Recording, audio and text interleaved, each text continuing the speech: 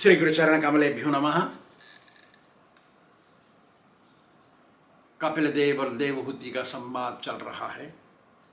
कपिल देव कहते हैं माता को, हे माता, जैसे वायु किसी सुगंधित वस्तु से या फूल से सुगंध लेकर के घ्राणेन्द्रिय मतलब सूंघने की इंद्रिय के पास लेके जाते हैं और अच्छा लगाता है, ऐसे ही जो आदमी हर समय भक्ति करता है, हर रोज भक्ति करता है, बेरोक टोक भक्ति करता रहता है, एक न एक दिन अपनी सारी गंदगी बुरी आदतों को त्याग देता है और मेरे पास आ जाता है। कहते हैं भगवान कपिल देव, अहम सर्वेषु भूतेषु भूतात्मा अवस्थितः सदा तमवज्ञाय मां मर्त्य कुरुते अर्चा विडम्बनम। हे माता, जो आदमी ये नहीं समझता है कि मैं सर्वत्र विराजमान हूँ, सभी के प्राणों में, सभी के हृदय में परमात्मा रूप से विराजता हूँ, आत्मा के साथ परमात्मा रहता है, उसकी अवहेलना करता है, लेकिन मंदिर में आके पूजा करता है, प्रार्थना करता है, ऐसे आदमी की भक्ति दिखावा है। उसको सोचना चाहिए कि मुझे पहले भजन करना चाहिए। भजन करने से मालूम पड़ जाएगा कि सभी प्राणियों में वो परमात्मा बैठा है साक्षी रूप से, ये समझ में आ जाएगा, तब उसकी भक्ति मुझे लगेगी। हे माता, भगवान कह रहे हैं, यो माम सर्वेषु भूतेषु संतम आत्मानम ईश्वरम। ऐसा ही श्लोक सर्वभू भगवद गीता में भी बोला है। हित्वार्चा भजते मोढ़्यात् भस्मन्येव जुहूति सः। जो परमात्मा सर्वत्र विराजमान है, सभी प्राणियों में स्थित है, इसकी फिक्र नहीं करता है, लेकिन आकर के मंदिर में हाथ जोड़ के दंडोत करके प्रार्थना करता है, कीर्तन करता है, भजन करता है, ऐसा आदमी कभी अपने भजन का, भक्ति का लाभ नहीं लेता है। जैसे राख में स्वाहा स्वाहा करने से कोई परिणाम नहीं मिलता है, जैसे राख में स्वाहा करने पर अग्नि में घी डालने से तो जलेगा, कुछ फल मिलेगा, लेकिन राख में घी डालने से बर्बादी ही होगी। ऐसे ही जो मुझे सर्वत्र विराजमान को ना समझ करके केवल मंदिर में ही मुझे समझता है, उसकी भक्ति इतना फलदायी नहीं होती है मैया।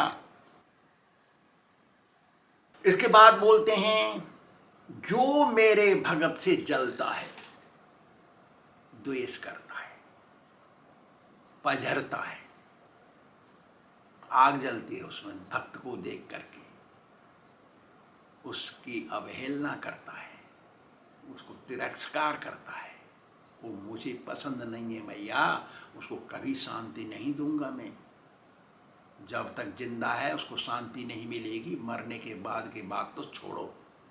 भगत से कभी भी लड़ाई नहीं करनी चाहिए, भगत से कभी जलना नहीं चाहिए, द्वेष नहीं करना चाहिए, पजरना नहीं चाहिए, भक्त से तो प्रेम करना चाहिए। ओ मैया, मैं उस आदमी से प्रसन्न रहता हूं जो भक्त को प्रसन्न करके रखता है। जब तक भक्त को मेरी पूजा करनी चाहिए, जब तक उसकी समझ में नहीं आ जाए कि मैं सर्वत्र विराजमान हूँ, मैं उसके हृदय में भी विराजमान हूँ, आत्मा के पास रहता हूँ, जब तक उसको समझ में नहीं आ जाए कि सब आत्माओं में परमात्मा रहता है, उसके अंदर भी परमात्मा है, तब तक भजन नहीं छोड़ना चाहिए, भजन करते रहना चाहिए। इसका मतलब क्या है न, जब तक अंतिम सांस चले तब तक भजन करना चाहिए। हरे कृष्ण कृष्ण कृष्ण हरे हरे, हरे राम राम राम हरे हरे। फिर बोलते हैं, आत्मनश्च परस्यापि यः करोति अंतरोदरम। देखा कैसे बोल रहे हैं, अंतर नहीं करना चाहिए। तस्य भिन्न दृशो मृत्युर्विदधे भयमुल्वनम। अपने को दूसरी आत्माओं से श्रेष्ठ समझता है, सोचता है ये तो पशु पक्षी हैं, ये क्या है। अरे सबके अंदर परमात्मा बैठा है, समान है सब, ऐसा नहीं सोचता है ये आदमी।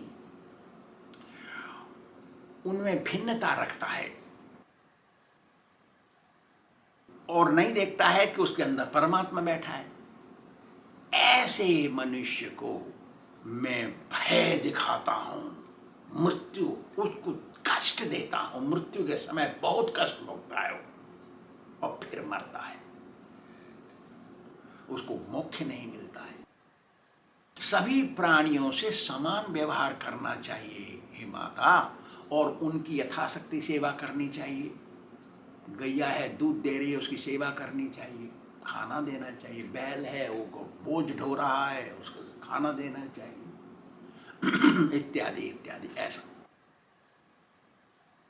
ओ माता, निर्जीव वस्तु जैसे पत्थर है, निर्जीव वस्तु से पेड़ अच्छा है, वृक्ष दोनों ही चलायमान नहीं है। पेड़ भी नहीं चलता है और पत्थर भी नहीं चलता है, लेकिन दोनों में फर्क क्या है ना, पेड़ पत्थर से अच्छा है। क्यों? कि इसमें आत्मा है।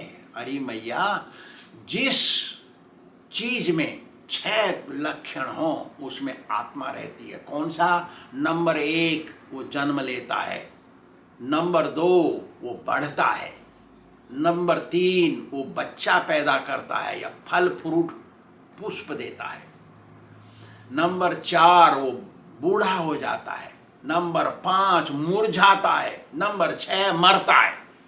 ये 6 लक्षण जिसमें है उसमें आत्मा है। तो पेड़ में आत्मा है, पत्थर में आत्मा नहीं है, क्योंकि वो बढ़ता नहीं। कुर्सी नहीं बढ़ सकती लेकिन पेड़ बढ़ता है, घास बढ़ती है इत्यादि।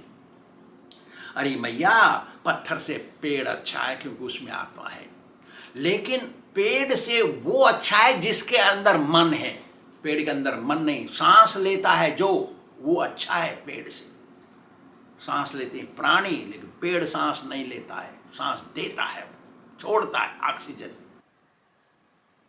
उनसे अच्छा है जिसकी सेंस परसेप्शन, मतलब सूंघने की शक्ति आ गई है उसमें, वो उससे भी अच्छा है। उससे अच्छा वो है जो छूने से समझ में आता है, उसको छू लेंगे तो वो समझ जाएगा। उससे अच्छा है जिसमें टेस्ट आ गया है, जैसे मछली है, टेस्ट आ गया है उसको, जीभ उसके काम करती है। उससे अच्छा है जो सूंघ सकता है, जैसे भौरा सूंघता है वो, स्मेल। उससे अच्छा है जो शब्द समझता है, जैसे सर्प है, थोड़ा आवाज कर दो फट उठाएगा फन, शब्द। उससे अच्छा है मैया जो रूप को समझता है, स्वरूप, जैसे कौवा है समझता है, पक्षी समझते हैं, ये मनुष्य है, ये खाना देता है, ऐसा कुछ। उससे अच्छा है मैया जिसके सैकड़ों पैर, ज्यादा पैर वाले, जिसके ज्यादा पैर हैं, और जिसके ज्यादा पैर हैं उससे अच्छा है 4 पैर वाला हो मैया। 4 पैर वाले से 2 पैर वाला अच्छा है। 4 पैर वाले पशु हैं, 2 पैर वाले मनुष्य हैं, तो मनुष्य पशु से अच्छा है। ऐसे धीरे धीरे ऊपर उठाए भगवान। ओ मैया, इन मनुष्यों में 4 वर्ण बनाए मैंने, ब्राह्मण क्षत्रिय वैश्य शूद्र। चातुर्वर्णम में आसृष्टम गुण कर्म विभाग से भगवद गीता में भगवान ने कहा है कि 4 वर्ण मैंने बनाए, और उन ब्राह्मणों में, वो चारों वर्णों में ब्राह्मण श्रेष्ठ है। 3 वर्ण क्षत्रिय वैश्य शूद्र ब्राह्मण को गुरु मानते हैं, और ब्राह्मणों में जो वेद पाठ करता है वो श्रेष्ठ है। वेद पाठ करने वाले ब्राह्मणों में जो वेद को समझता है और उसका सारांश निकालता है वो अच्छा है। वेद का सारांश है भगवान कृष्ण, उसको जो समझता है वो श्रेष्ठ है। ऐसे वेद के सारांश को जानने वालों में जो दूसरे के संदेह को निकालता है, प्रश्नों का उत्तर देता है, वो ब्राह्मण ज्यादा श्रेष्ठ है। ओ मैया, ऐसे प्रचार करने वाले ब्राह्मणों में जो सब कुछ त्याग करके मेरी शरण में आ जाता है और कुछ नहीं चाहता है अपनी भक्ति का, वो ब्राह्मण श्रेष्ठ है। निष्काम भाव से भजन करने वाला ब्राह्मण श्रेष्ठ है। उनमें से जिसने अपनी आत्मा मुझे दान दे दी, साधु बन गया है, वो ऐसा ब्राह्मण भक्त सबसे श्रेष्ठ है माता। ऐसा ब्राह्मण भक्त जो ज्ञानी, शास्त्रों में पारंगत, साधु बन गया, श्रेष्ठ आचरण वाला ब्राह्मण साधु मिलना बहुत कष्ट है मैया। ऐसा भगत ही मुझे पसंद है मैया। ऐसा भगत बड़ी मुश्किल से मिलता है मैया। बड़े भाग्यों से ऐसा भगत किसी को मिलता है मैया। ऐसे बोल रहे भगवान। फिर आगे बोल रहे हैं, भक्ति योगश्च योगश्च मया मान विद्वीरिता। हे मनुपुत्री, तयोर एक तैरेणवा पुरुषा पुरुषम ब्रजेत। अरे मैया, ओ मनुपुत्री, मनु महाराज की पसंद बेटी, देख, मैंने तेरे को भक्ति योग का ज्ञान बताया और अष्टांग योग भी बताया, दोनों तरह के बताए तेरे को। दोनों में से कोई एक मार्ग कोई अपना लेता है, उसको मोक्ष मिल जाता है, मेरा लोक में आता है वो। लेकिन इन दोनों मार्गों में भक्ति योग ही श्रेष्ठ है। वो मैया कहते हैं, भगवान भगवद गीता में भी ऐसा ही श्लोक मिलता है। कहते हैं वहां पे, एवं सतत युक्ताये भक्तास्त्वां परिउपासते ये चाप्यक्षरम अव्यक्तम तेषां के योग वित्तमा। दो प्रकार के हैं भक्ति मार्ग भगवान को समझने के लिए, लेकिन भक्ति योगी सबसे श्रेष्ठ है, दोनों में से श्रेष्ठ है। ऐसे ही भागवत में और भगवद गीता दोनों जगह एक ही चीज है। 2 और 2 4 ही होते हैं सब जगह, 3.5 और 4.5 कहीं नहीं होते, 5 3 कहीं नहीं होते, 2 और 2 मिलके 4 होते हैं। लेकिन भगवद गीता श्रेष्ठ है।